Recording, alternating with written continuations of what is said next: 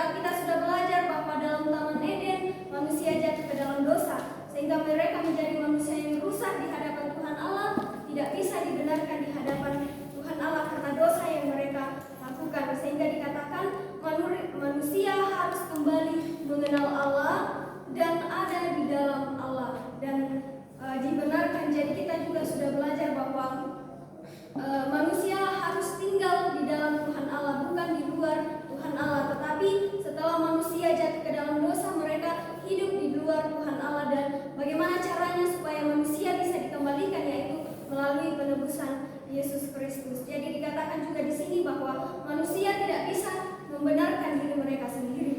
Dengan sekalipun mereka melakukan hukum Taurat, tetapi itu tidak bisa membenarkan mereka. Alkitab mencatat bahwa tidak ada seorang pun manusia yang bisa dibenarkan karena melakukan hukum Taurat. Lebih-lebih dengan perbuatan baik. Seperti apa Alkitab mencatat tentang perbuatan baik? Kita sudah belajar bahwa kita ini sama seperti seorang yang najis di hadapan Tuhan Allah, yang sama seperti ketika kita melakukan perbuatan baik, kita sama seperti kain kotor di hadapan Tuhan Allah. Karena itu ajaran tentang dibenarkan ini adalah hal yang sangat penting dalam kehidupannya kita sebagai manusia berdosa. Yang perlu kita perhatikan yaitu tentang ajaran dibenarkan. Ajaran dibenarkan ini adalah tema yang paling penting dalam kehidupan kita sebagai manusia yang berdosa. Tetapi bagaimana dengan sekarang ini banyak orang yang mengabaikan tentang ajaran dibenarkan. Bahkan mereka mengabaikan ajaran tentang dibenarkan. Jadi dikatakan di sini bahwa mengapa pada zaman ini banyak yang tidak menyadari akan kepentingan ajaran dibenarkan. Jadi kita akan belajar bersama-sama. Yang pertama kita buka Alkitab kita di dalam Roma pasal 14. Roma pasalnya yang ke-14 ayat 10 sampai 12.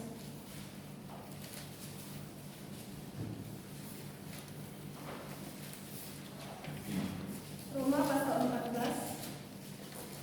ayat 10 sampai 12 kita akan baca bersama-sama. 1, 2, 3. Tetapi engkau, apakah engkau mengasihi saudaramu, atau apakah engkau menghina saudaramu?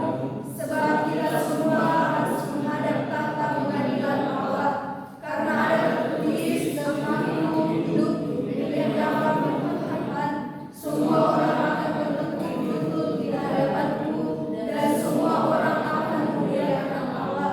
Demikianlah setiap orang di antara kita akan memberi pertanggungjawab tentang dirinya sendiri terhadap Allah. Oke, jadi yang pertama kita sudah baca di dalam Roma pasal 14 ayat 10 sampai 12 ini. Yang pertama yaitu kenapa orang-orang mengabaikan tentang ajaran dibenarkan. Yaitu yang pertama karena mereka tidak percaya akan penghakiman Tuhan Allah. Penghakiman Tuhan Allah yang akan datang, dan mereka juga mengabaikan tentang ajaran surga dan neraka. Jadi itulah alasannya kenapa orang mengabaikan tentang ajaran dibenarkan bagi orang yang berdosa, karena mereka tidak percaya bahwa ada penghakiman, dan mereka juga tidak percaya bahwa ada surga dan neraka. Kemudian yang kedua, poin yang kedua dikatakan selain tidak percaya tentang penghakiman dan surga dan neraka, yang kedua belum menyadari keadaan sebagai orang yang berdosa. Dikatakan di sini sebagai orang yang sudah sekarat dalam dosa, yang berarti bahwa mereka menganggap dosa itu bukan hal yang serius. Dan salah satu contoh yang dapat kita lihat yaitu Rasul Paulus. Kita sudah tahu bagaimana keadaan Rasul Paulus sebelum dia percaya kepada Tuhan Allah. Ketika pada saat itu Rasul Paulus mengakui bahwa ia tidak bercacat dalam mentaati hukum Taurat. Kita bisa nanti saudara-saudara baca di dalam Filipi 3 ayat 6.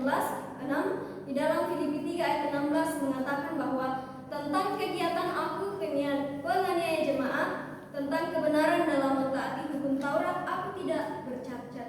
Jadi ini adalah pengakuannya Rasul Paulus sebelum dia mengenal Tuhan. Sehingga dikatakan bahwa keadaan sebagai orang yang berdosa yang sudah sekarat, walaupun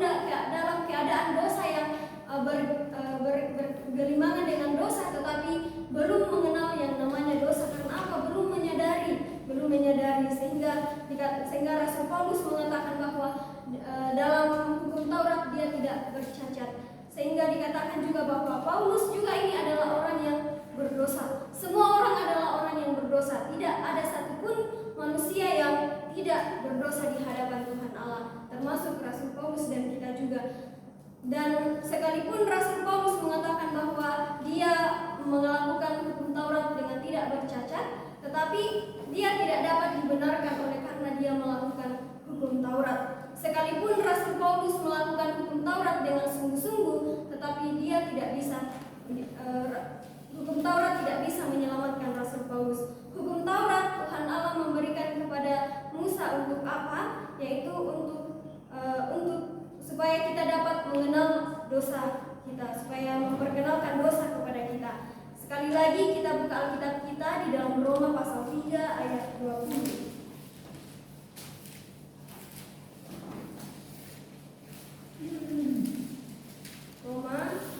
Roma pasal 3 ayat 20. Saya minta Ade untuk membacakan. Sebab tidak seorang pun yang dapat dibenarkan di hadapan Allah oleh karena melakukan hukum Taurat, karena justru oleh hukum Taurat orang mengenal dosa. Amin.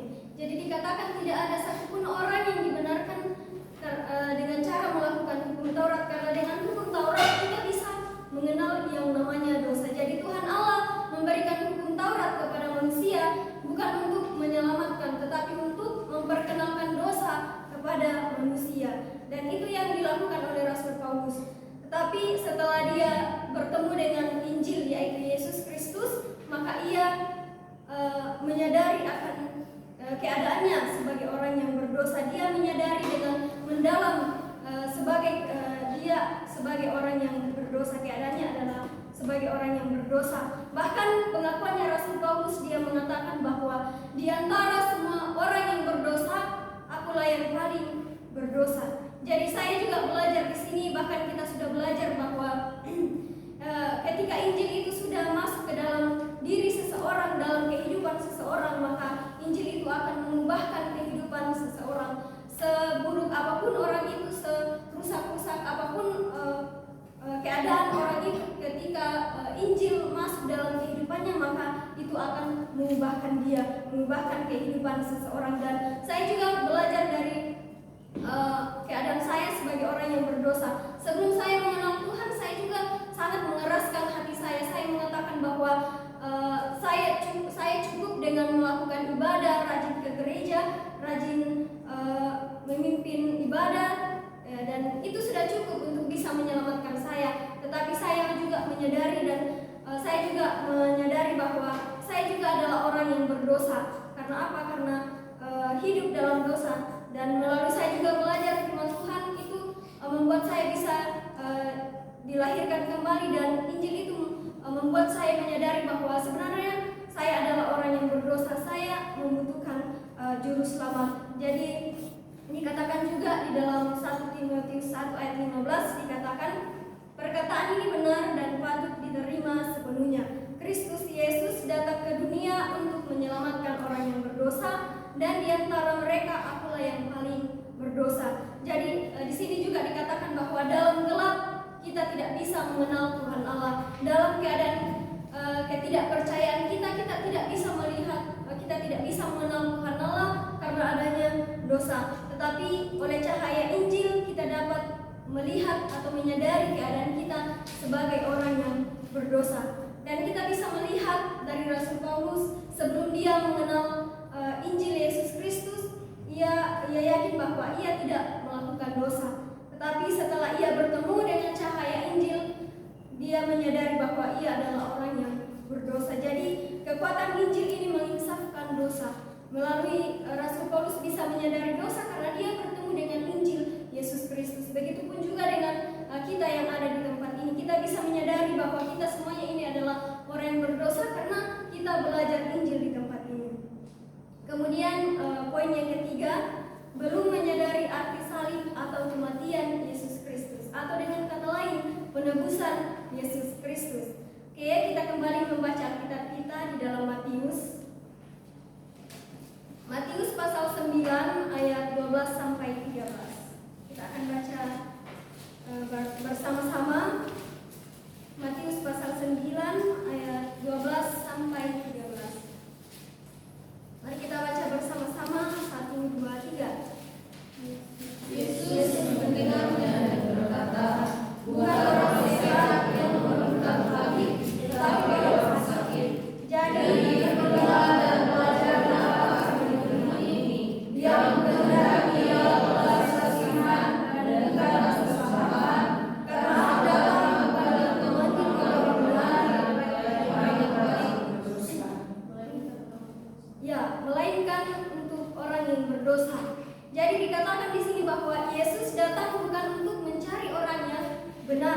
tetapi mencari orang yang berdosa. Di sini juga dikatakan bahwa bukan orang sehat yang memerlukan tabib, tetapi orang yang sakit yang membutuhkan tabib. Orang yang sakit di sini yaitu orang yang sakit secara rohani, artinya orang yang berdosa. Orang berdosa memerlukan juru selamat yaitu Yesus Kristus. Dan dikatakan juga bahwa jika kita adalah orang yang benar, orang yang sehat, maka dikatakan di sini maka kita bukanlah orang yang membutuhkan tabib, membutuhkan Yesus Kristus. Tetapi kita bisa melihat di sini bahwa ada dua tokoh Alkitab yang menyadari dosanya mendalam, yaitu Daud dan Rasul Paulus. Jadi di sini bahwa Daud menyadari keadaannya sebagai orang yang berdosa. Daud menyadari keadaannya sebagai orang yang berdosa.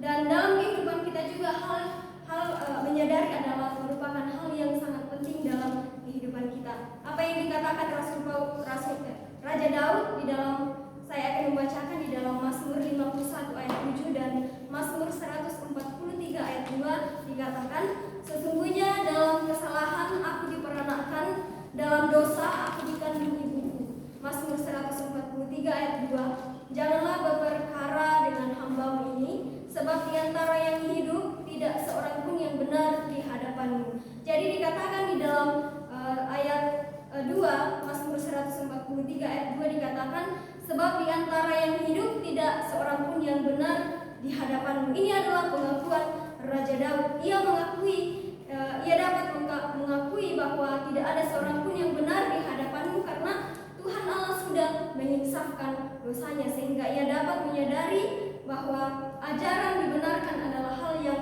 sangat penting. Dan setelah ia tahu bahwa ajaran dibenarkan adalah hal yang sangat penting, apa yang dilakukan Raja Daud? Dia memuji Tuhan. Mazmur 32 ayat 1-2 mengatakan seperti ini, berbahagialah orang yang diampuni pelanggarannya, yang dosanya ditutupi. Berbahagialah manusia yang kesalahannya tidak diperhitungkan Tuhan dan yang tidak berjiwa penipu. Jadi Tuhan Yesus menjadi penebus bagi kita, tebusan bagi kita, bahkan membayar harga yang mahal untuk mengampuni kita melalui darah Yesus Kristus. Dan melalui menerima penebusan Yesus Kristus, maka kita dibenarkan di hadapan Tuhan Allah. Dibenarkan di sini kita sudah belajar bahwa kita tidak dibenarkan secara moral, tetapi kita dibenarkan secara rohani, dibenarkan karena penebusan Yesus Kristus. Dan pada waktu Yesus Kristus mati di atas kayu salib, berdarah di atas kayu salib, apa yang kita lakukan sebagai orang yang berdosa? Kita sudah belajar bahwa kita tidak melakukan apa-apa, kita hanya menerima apa yang kita terima, keselamatan sebagai kasih karunia bagi kita sebagai orang yang berdosa. Kemudian kita kembali melihat dalam Mazmur 143 ayat 2. Tadi kita sudah belajar bahwa sebab di antara yang hidup tidak seorang pun yang benar di hadapan-Mu. Jadi ini menunjukkan bagaimana keadaan manusia yang tidak bisa diutamakan untuk dipercayai, yang tidak bisa dipercayai 100%. Hanya Tuhan Allah yang dapat dipercayai, dan kita manusia hanya untuk dikasihi dan didoakan. Amin. Ya. Jadi dikatakan juga di sini bahwa dalam sejarah penebusan manusia seringkali gagal. Namun di sini dikatakan bahwa namun Tuhan Allah tidak pernah berhenti menjalankan rencana keselamatan untuk manusia berdosa. Jadi sifat manusia yang rusak tidak bisa menggagalkan rencana keselamatan Tuhan Allah yang mutlak untuk orang-orang yang berdosa. Jadi kelemahan dan ketidakbenaran manusia, kita bisa melalui Injil Yesus Kristus, kita bisa menyadari bahwa betul saya ini adalah orang yang lemah. Saya perlu dikasihani oleh Tuhan Allah karena saya adalah orang yang berdosa. Dan sama seperti pengakuannya pemungut cukai, mari kita buka Alkitab kita di dalam Lukas 18 ayat 13. Bagaimana pemungut cukai ini mengakui dirinya sebagai orang yang berdosa. Lukas pasal 18 ayat 13. Kita akan baca bersama-sama Lukas pasal 18 ayat 13.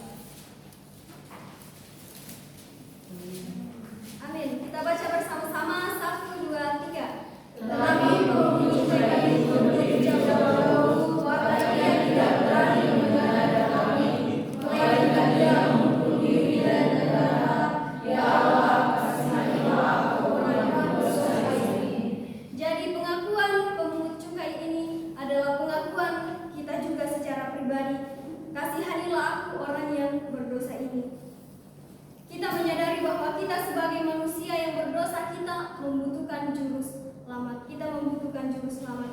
Dan kalau kita membaca di dalam Lukas pasal 18 ayat 9 sampai 14, ini kita bisa melihat ceritanya tentang orang Farisi dan pemungut cukai. Orang Farisi dan pemungut cukai, kita bisa melihat bagaimana pengakuan orang Farisi pada saat itu. Dia memegahkan dirinya dengan apa yang dia lakukan. Dia rajin beribadah, mereka mentaati hukum Taurat, tetapi apa yang dilakukan oleh pemungut cukai, dia menyadari bahwa dia adalah orang yang berdosa, dia membutuhkan juru selamat. Jadi melalui pengakuan pemungut cukai ini menjadi pengakuan kita